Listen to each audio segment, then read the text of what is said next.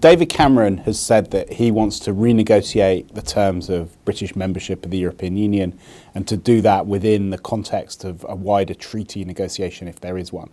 And there will be a big debate within the Conservative Party over the next couple of years about which particular policies they want to repatriate. It will go into their manifesto, and then after the next election, if David Cameron is re-elected, he's pledged to do this by 2017, which means that you'll have sort of 5 years of to wait and see what's happening within the EU, and that the referendum will then take place after the negotiations. So British people get to choose between this new deal, which David Cameron manages to negotiate for Britain, or leaving the European Union.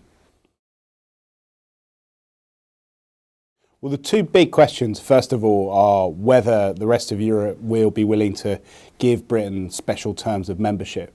And given that many countries have said that they don't really see the need for a new treaty, that is a big question mark. And secondly, there's a question about whether David Cameron is re-elected as Prime Minister of a Conservative government, because if there's a coalition government, it's unlikely that the Liberal Democrats will go ahead with this policy idea. And I think those are two such big questions. If you look at the state of British opinion polls, that it's highly unlikely that any of this will actually happen. It is possible, however, that if the UK Independence Party, which is a fringe party in Britain, does extremely well in the Euro elections, that other parties will feel that they want to protect themselves. So that it's not impossible that the Labour Party eventually commits itself to an in-out referendum. But Ed Miliband, the leader of the Labour Party, is very keen to avoid that happening, because it would be a crazy thing for him to do, because holding a referendum on the status quo, he would achieve nothing by doing it, but would risk overshadowing his entire premiership if he is elected.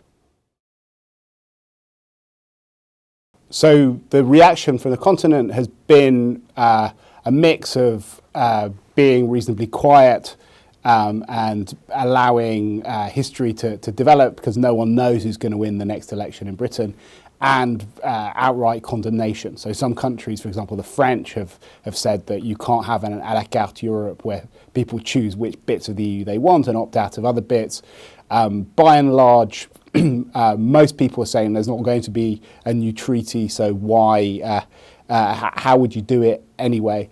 And a lot of frustration from other member states, because what they're focused on is the saviour of the euro and how you move forward with political union, with banking union, with the future of economic governance and competitiveness, and they see this as a big distraction. And that, I think, is also the reaction of British allies around the world. They don't really understand why so much political capital is being invested in something which will at best achieve totally cosmetic changes for Britain and a sort of status quo minus, rather than a real step forward. And the uncertainty of waiting 5 years for a referendum to happen also means that Britain is sort of writing itself out of the big debates about the future of Europe, and confusing both potential investors but also potential political partners about what its long-term future will be.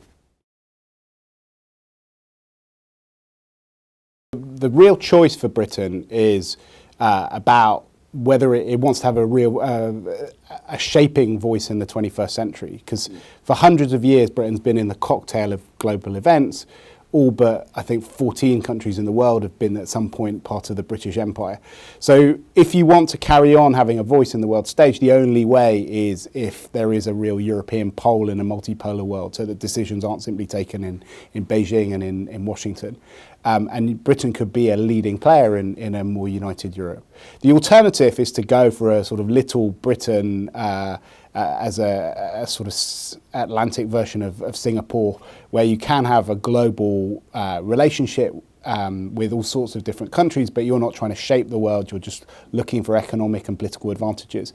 And many of the Eurosceptics are honest enough to admit that that's their goal. They admire countries like Singapore, Dubai, Australia, that have managed to have a global role and to be reasonably competitive, but don't have the sort of post-imperial burdens which Britain has had over the last few decades.